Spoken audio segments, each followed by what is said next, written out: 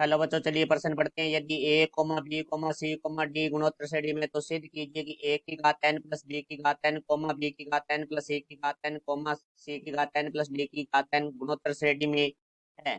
मुख्य अवधारणा। तो हमारा जो प्रश्न है वो गुणोत्तर श्रेणी से संबंधित है। तो देखो, सबसे पहले हम बात करते हैं गुणोत्तर श्रेणी के बारे में। तो देखो, गुणोत्तर श्रेणी के बारे में बात करेंगे तो वह श्रेणी जिसके क्रमागत पदों का जो अनुपात है वो यदि हमारा बराबर है तो वो गुणोत्तर श्रेणी होती है। तो इसको हम निम्न प्रकार से लिखते हैं: ए आर की घात दो, ए आर की घात तीन, इस तरह से ये चलती जाती है। जहाँ ए है वो हमारा प्रथम पद है, और जो हमारा आर है वो हमारा है सारो अनुपात। तो इस श्रेणी में हमारा जो क्रमागत दो पदों के बीच का जो अनुपात है वो प्रत्येक जगह समान है। तो अब देखो, हमारे प्रश्न में दिया गया है कि A B comma C comma D गुणोत्तर श्रेणी में है। तो देखो, ए तो हमारा प्रथम पद है, बी हमारा दूसरा पद है, तो दूसरा पद हमारा होता है ए आर। तो यहाँ से बी बराबर आर ए आर आ जाएगा। सी हमारा तीसरा पद होता है ए आर की घात दो।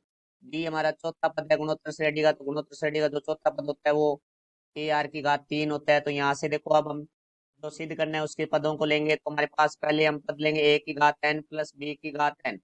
तो ए का मान तो ए ही रहेगा, की घात एन हो जाएगा, प्लस बी की जगह हमारा आ जाएगा ए आर की घात एन। तो यहाँ से देखो भाई, ए की घात एन प्लस ए की घात एन आर की घात एन। तो यहाँ से ए की घात एन है वो हमारा उभयनिष्ठ आ जाएगा, तो एक प्लस आर की घात एन। फिर हम बात करेंगे बी की घात एन प्लस सी की घात एन।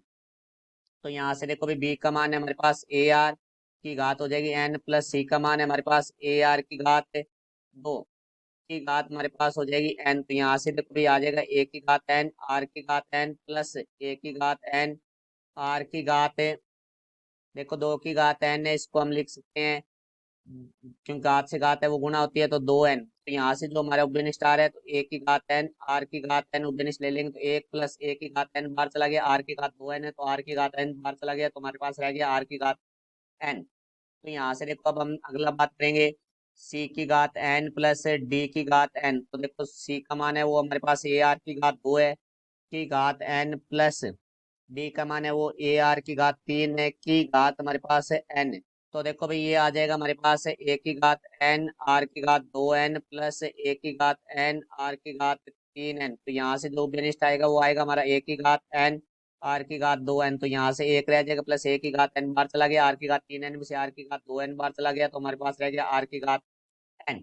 अब हमें पूछा गया है प्रश्न में कि ए की घात एन प्लस बी की घात एन कॉमा बी की घात एन प्लस सी की घात एन कॉमा सी की घात एन प्लस डी की घात एन है गुणोत्तर श्रेणी में। तो यदि इनका हमारा जो सारा अनुपात है वो बराबर आ जाए तो ये गुणोत्तर श्रेणी में होंगे। तो देखो, यहाँ से हम इनके अनुपात के बारे में बात करते हैं। तो बी की घात एन प्लस सी की घात एन बटा में ए की घात एन प्लस बी की घात एन। तो देखो, यहाँ से बी की घात एन प्लस सी की घात एन का मान है हमारे पास ए की घात एन आर की घात एन गुणा एक प्लस आर की घात एन बटा में ए की घात एन प्लस बी की घात एन का मान है ए की घात एन गुणा में एक प्लस आर की घात एन। तो एक प्लस आर की घात एन से एक प्लस आर की घात एन कट जाएगा, एक की घात एन से एक की घात एन कट जाएगा, तो यहाँ से बच जाएगा आर की घात एन। अब हम बात करेंगे सी की घात एन प्लस डी की घात एन बटा में बी की घात एन प्लस सी की घात एन, क्योंकि अंतिम दो पदों का अनुपात निकालेंगे। तो देखो, सी की घात एन प्लस डी की घात एन का जो हमारा हमारे पास मान है वो है ए की घात एन आर की घात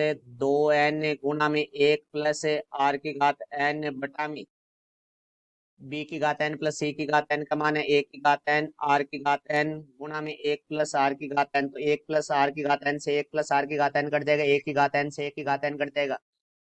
तो यहाँ पर हमारे पास है आर की घात दो एन बटा में आर की घात एन आ चुका है। तो यहाँ से देखो भाई, क्योंकि आधार समान होता है संख्या बटा में होती है तो घाती माइनस हो जाती है, तो आर की घात दो एन माइनस एन बराबर आ जाएगा हमारे पास आर की घात एन। तो यहाँ से हम सूत्र लिख देंगे, क्योंकि ए की घात एम बटा में ए की घात एन बराबर होता है हमारा ए की घात एम माइनस एन। तो यहाँ से देखते हैं हमारे पास जो इनका अनुपात है वो बराबर आ रहा है। तो हम यहाँ से लिखेंगे भाई, बी की घात एन प्लस सी की घात एन बटा में ए की घात एन प्लस बी की घात एन बराबर सी की घात एन प्लस डी की घात एन बटा में बी की घात एन प्लस सी की घात एन बराबर आ रहा है हमारा आर की घात एन। तो इसका अर्थ है कि हमारे दो अनुपात बराबर आ रहे हैं, तो इस पद है वो हमारे गुणोत्तर श्रेणी में होंगे। अतः ए की घात एन प्लस बी की घात एन कोमा बी की घात एन प्लस सी की घात एन कोमा सी की घात एन प्लस डी की घात एन गुणोत्तर श्रेणी में है। तो मुख्य उदाहरण से हमने सिद्ध कर लिया है कि एक की घात एन प्लस बी की घात एन कोमा बी की घात एन प्लस सी की घात एन कोमा सी की घात एन प्लस डी की घात एन गुणोत्तर श्रेणी में है। मैं आशा करता हूँ समझ आया होगा। धन्यवाद।